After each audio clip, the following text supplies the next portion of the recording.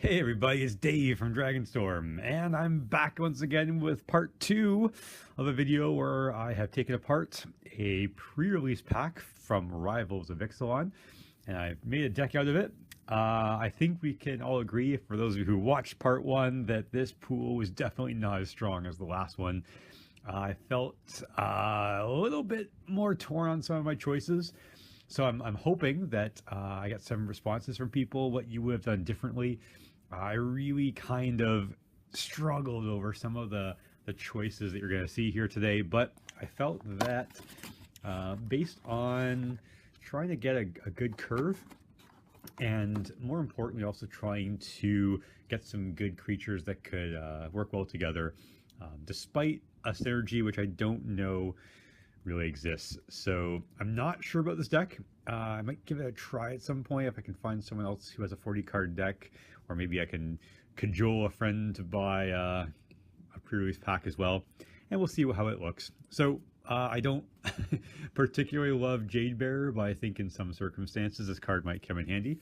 That is my only 1-drop in a format where I think there are quite a few good ones, but I definitely can't afford to fall behind. Although the curve isn't too terribly high. I've got a Guild Grove Stalker.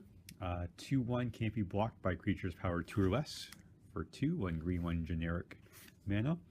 A Drover of the Mighty. I have very few low cost, low power dinosaurs, several higher ones, so he might come in handy. But even just to be able to tap for a mana, help me ramp a little bit, could be helpful.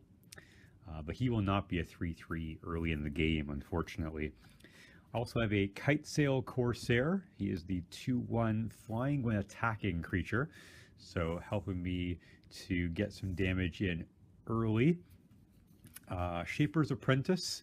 Again, I don't have a ton of merfolk, but I think I have enough to make him worthwhile, and he becomes better, certainly, with a merfolk Mistbinder. So I'm definitely appearing to be a merfolk deck, but that kind of slips and slides a little bit toward the end, although I think I have a fair number of merfolk. I need to double check how many I've got there. Adding to my 2-drop slot, one of the very few rares I am using. In fact, I think it might just be the only one that I ended up using from the pool. Here is the Warkite Marauder. I like the idea of on my turn taking the best blocker my opponent has and turning it into a 0/1 with no abilities. So that could come in handy for my turn. Again, trying to get some aggressive plays and damage in early before I try and curve out. So 3 drops, a Jungleborn Pioneer. Again, with the Merfolk Mistbinder, I think it can have some value, bringing in a 1/1 blue Merfolk token with hexproof. And although I don't have a lot of auras, I'm hoping that maybe a couple of merfolk tokens might, well, at least one can get in there maybe for some damage. Also 3 cost card, and Orazka Frillback, just to get maybe some defense in the mid game, or maybe some easy damage in if I'm able to get rid of a couple of blockers or do some removal. He might come in handy, I hope anyways. Also a Ravenous Daggertooth. I might be able to get some health back maybe once or twice. I don't have anything which will trigger Enrage on my own, so I'm going to be using him mostly, I guess, as a blocker. Maybe, again, some lucky early damage in, perhaps. Also, I have a Slippery Scoundrel. I have found Ascend to be easier to get than I thought, and being a fairly aggressive start, but I think more along the lines of a mid-range deck, I'm likely to have this do some work for me. I hope anyways. I've never actually played with it before, so I'm kind of going on a little bit of faith there. And finally, for 3-drop slot, a Shapers of Nature. Give you some 1/1 counter synergies. Don't have a lot I can do with that, but once again, I'm hoping that maybe I can kind of get some pumped up merfolk and other mid to late game plays with that, possibly. For 4-drop slot, I could not not use my Siren Reavers. I think these are very good, and I'm hoping very often they'll actually be 3 cost most of the time. I think with what I've got here, I can kind of make that happen, and that flying threat could come in handy. So we've got some pirates, some dinosaurs, some merfolk going on. It's quite the mixed bag. We get some more dinosaur support in the 5-drop slot with the Crested Herd color. I really like the value of this card, and again, helps with Ascend if I still need it before the Slippery Scoundrel comes in. So that is my 5. I've also got a Windstrider, mostly just because of the Flying Merfolk. Paying 5 for a 3/3 with Flash, I don't think is a lot to ask. It might come in handy here and there as a tricky blocker as well. And then finally for creatures, I've got a Colossal Dreadmaw. Again, just to be able to get some good offense in their late game. Not a bomb, but certainly something which is, I feel, is serviceable enough. So we can see our creature right there. Pretty decent curve, I think, but nothing which is really exciting.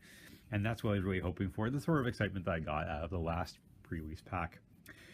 For, excuse me, enchantments, I only have the one with the wind. I might give that to a Colossal Dreadmaw, or maybe even easier would be a 1/1 hexproof Merfolk token, perhaps. But again, we'll see how that shapes up. 2/2 flying for 2 costs, I think, is pretty economical.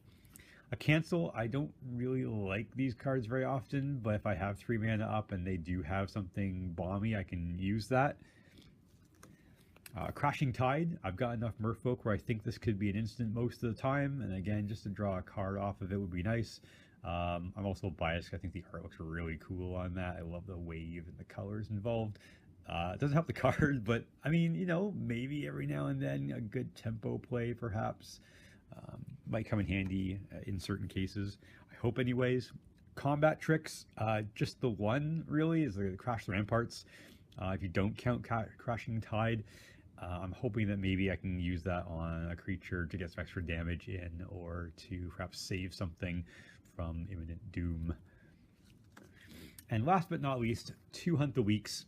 I have enough mid-range game to make these, I think, worthwhile and useful. The 1/1 counter could come in handy as well here and there, so you never know. I think it could definitely help in a pinch. But again, being a sorcery spell, it's nice, but I don't think it has the excitement that my removal in the last pre-release pack had.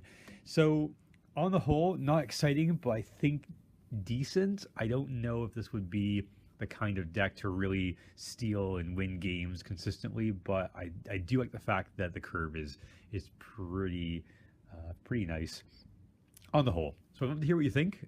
Please leave me some comments. I've had some great comments actually recently on some of my videos, and I love hearing them. I'm also very glad to respond, and if it requires further explanation on what I did, I'm glad to do it.